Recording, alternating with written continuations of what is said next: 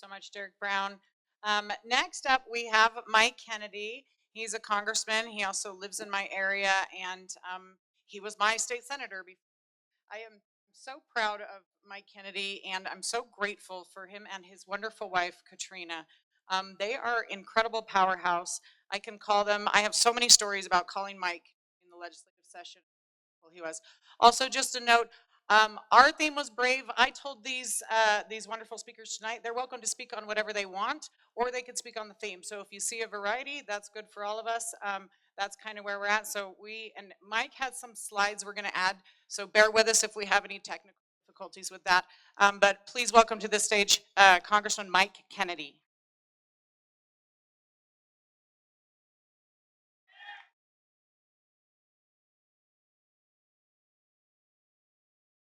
Utah County, it's great to be with you tonight. Thank you so much for having me. And this is not my first rodeo with Utah County Lincoln Day dinner. I've been coming for over a decade, and I'm really proud and grateful to have your support. I'll just remind you, 9 months from now, I'll be filing for re-election. I am a poor kid. I grew up in a single-parent family, and to be a congressman is the greatest honor of my life, next to being a child of God and the husband of my beautiful wife, Katrina. Thank you very much, beautiful wife, for helping me, and the father of 8 children, grandfather of 10. I love that family, but it is an honor to serve you. And we are in transformational times in Washington, D.C. People keep telling me, I've only been there 77 days, and they tell me, oh, you should have been here when the Biden administration was terrible. I'm like, well, it's great now. This is really shockingly transformational what's happening. On a daily basis, President Trump is carrying his agenda forward, and it is amazing to watch what's happening. There are a lot of less friendly venues that I've happened to be in lately, and I'm so grateful to be with sensible people that are actually willing to work on positive things and get the work done of the American people. So we had a very momentous issue yesterday that happened in the Department of Education, and if I can have Mike, can I have my first slide up? This is a slide to reflect, and Mike's going to bring that up in just a second. The Department of Education, we've been talking about this stuff for generations. We've been talking about making government actually work for the people of America.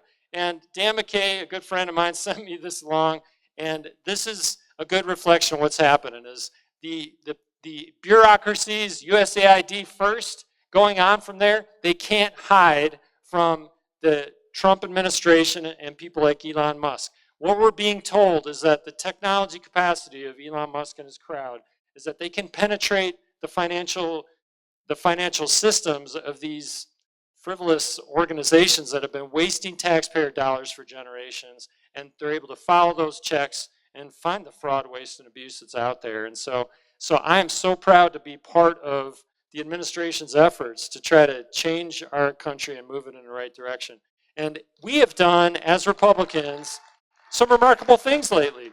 When we unite and work together, we can do great things. To the detriment of the Democrats and the benefit of the Republicans, we held together and passed a budget resolution which sets us up for budget reconciliation, which can help us to get our financial house in order in a way that we've not done for over 50 years. We haven't passed a real budget for over 50 years. This budget reconciliation thing that we're working on is a massive deal. We also, and I hate continuing resolutions, I think they're a terrible way to go about moving our government financially.